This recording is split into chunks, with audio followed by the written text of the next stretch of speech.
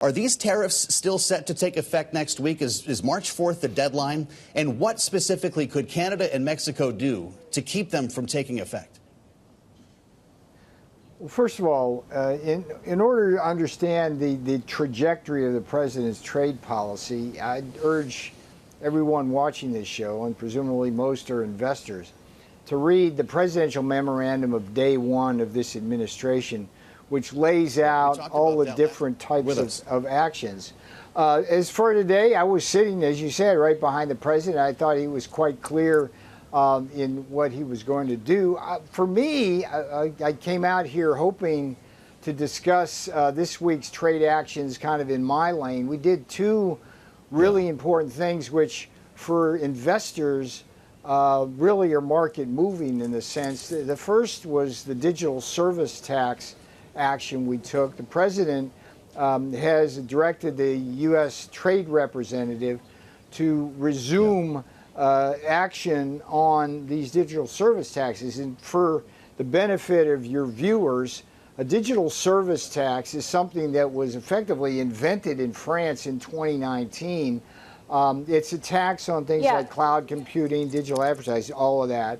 But it was done in a way in France which only targeted American companies, specifically the big ones like Amazon, Google, Meta, Netflix, and Microsoft. And essentially, the president back in 2019 saw immediately that this was both a punishment in a discriminatory way of American companies, but also a tax grab from the U.S. Treasury. And so the way that works is these digital taxes are put on and they go on revenues. What that does is reduce profits, then reduce like stock prices, and then also reduce revenues from the corporate tax.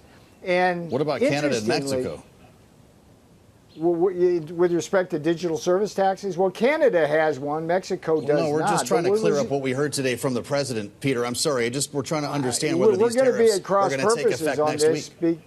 Because I made it clear that what the president said, just go back and play the clip, and he gave you a timeline. The underlying issue there, well, they said April 2nd, though. We thought the deadline was March 4th. The underlying issue, sir, is that too many Americans, anywhere from 50,000 on the low end to 300,000, which I think is the accurate number from the president, die every year from fentanyl that comes in from communist China in big chemical barrels. It goes to the drug cartels in Mexico, and the Mexican cartels then bring some of that up to Canada, and it comes across our border, and people either take it in the fentanyl direct form, or it's laced with other drugs like speed or heroin or whatever, and Americans are dying. So to the extent that that problem is going to be dealt with, I'm not in the center of those negotiations that being done by others in the administration.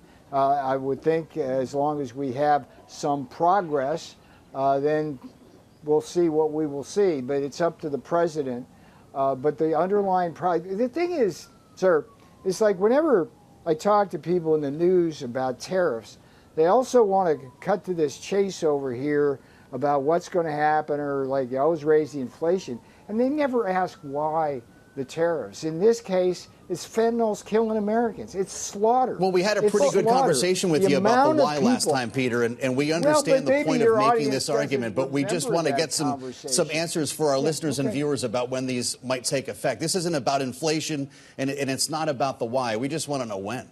Asked and answered. I told you. You will go listen to what the president had to say. It's contingent on Mexico's cooperation and Canada's cooperation in terms of killing Americans with fentanyl. What I'm trying to share with you, which I think is for the longer term more germane, is this copper proclamation we did yesterday and the one earlier in the week on digital service taxes has tremendous importance for people's portfolios. So we'd like to talk about that executive order exploring. We would love to talk. We would love to talk, Peter, about copper tariffs. I'm trying to ask you about them right now. I'd like to talk about the copper executive order specifically. Okay, when we're talking about a commodity like that, do we have the capacity domestically to make up for anything that may be offset by not being able to import as much? If all of this is about trying to protect American commodity production, to what degree and to how quickly can that be ramped up to make sure that it's still able to meet demand? So this is never a question of not being able to have enough. It's just a question of what kind of steps we take to protect the domestic copper industry across the smelting and refining process and the mining.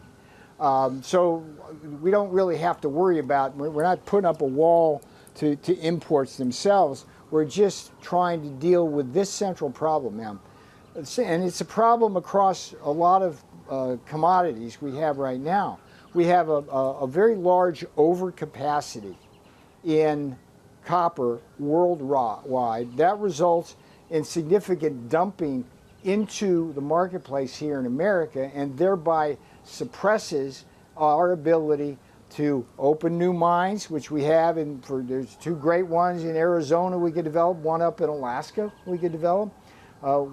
The smelting itself, which we haven't opened any new smelters in a long time, and others are being opened around the world, and we're simply not having enough refining capacity. That's what we're trying to establish. And the problem is, if you look at the curves, we had a tremendous surge in demand for copper over the next decade because of the electrification of our economy, in part due to things like AI. And so when you chart and that's why I asked the question about whether shortages could result if you do see that increase in demand, but there are levies in place on importing. We'll just pay, the tariffs will be paid, we'll get whatever we need. And in the meantime, as we saw with steel and aluminum, we went from a 70% roughly capacity utilization in the first Trump term to 80 in profitability. We had $15 billion of new investment. We had new mills built. And then in the 4 years of Biden, we lost 2 aluminum foundries, and capacity utilization went back down to the low 70s. So what we're trying to do is build a sustainable investment environment for key commodities and products which are critical to our national security. And by the way, why copper? I mean, it seems, well, copper is like the second most important thing that the Defense Department uses for its weapon systems. And it's also part of everything that's high technology. It's part of the electrification of the grid. And we've had a situation where we used to have zero import dependence, and we're up to about 50% now. And if you just keep those lines going, that import dependence is going to increase and increase, and we're going to be vulnerable to shocks and geopolitical problems. And President Trump says that's not the world we're going to live in. We're going to live in one which is safe, secure, and prosperous.